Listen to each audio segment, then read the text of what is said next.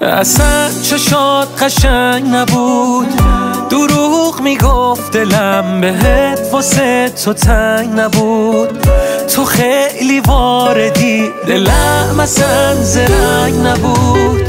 فقط تو رو میخواست، لیاقتش یه زنگ نبود، یه زنگ نبود. راحتم بذار، میخوام مرورشون کنم خاطرات اون تویی که شکل تو نبود. میخوام آتیش بزنم قلبم و هی به تو چه، مثل تو بارش بیارم که چی این تو شه.